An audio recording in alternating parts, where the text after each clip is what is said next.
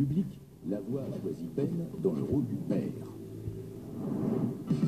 C'est d'ailleurs un papa célibataire de 48 ans. Il vit à Tours et comme vous pouvez le voir, il n'est pas du genre à se laisser aller. Si Ben fait tout pour garder un physique de jeune premier, c'est parce que dans la vie, il est mannequin professionnel aux quatre coins du monde. Un métier qui l'oblige à changer de fuseau horaire comme de chemise. Et quand il est dans un taxi, c'est comme s'il était au bureau. Salut Aurélie, je reviens de Tokyo, j'ai eu ton message. Il gère son planning de travail. On répond là-dessus, ok? Bisous, ciao. Et dès qu'il rentre chez lui, il retrouve ses trois filles, mais d'une manière assez spéciale. Ça va mon cœur? Ouais, je voyage dans le monde entier depuis 25 ans. Et qui dit voyage, dit rencontre. J'ai eu plusieurs vies de famille. J'ai eu 3 filles avec 3 femmes de continents différents. Miss you, girl. I miss you too. I miss you too.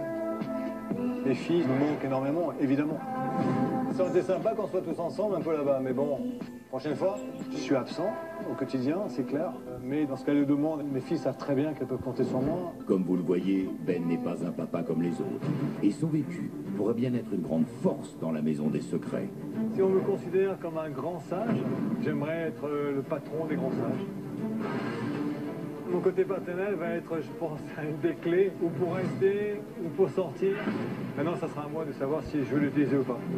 Ben, la voix a choisi pour toi. Dans la famille du public, la voix a également besoin d'une fille. Et la voix a choisi Anaïs. Car ce qui a plu à la voix chez cette jeune Marseillaise de 25 ans... Oh, pêcheur, elle est trop froide, pas mal dans la baignade, hein, ça. C'est son tempérament bien trempé. Les Marseillais, on le sent très chaud, très chaud même. Quand il y a quelque chose qui va pas, je veux fissu. Voilà, ça m'énerve, je craque. Oh, punaise, je suis à la bourre. Bonne mère, je t'en supplie pour cette journée, protège-moi de tous ces fadas. Anaïs ne tient pas en place. Et même lorsqu'elle travaille à la mairie de sa ville en tant qu'agent administratif... Je vous appelle pour votre dossier. Votre dossier. Elle ne pense qu'à une chose, s'échapper. J'ai les nerfs. Je sais quoi, je vais aller me défouler à la plage. Anaïs est une jeune fille rebelle, loin de se laisser marcher sur les pieds.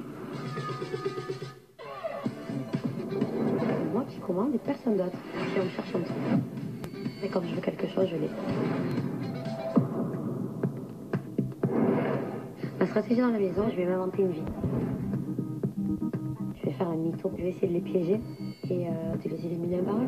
Les habitants sont prévenus, mais la voix a aussi choisi Anaïs pour d'autres raisons. Pour les voisins, mais en revanche, il n'y a pas mes parents pour pouvoir d'aide. Par rapport à mes parents, j'étais une ado rebelle. Je voulais arrêter l'école très jeune. Je voulais toujours avoir ce que je voulais. Je les écoutais plus ou moins.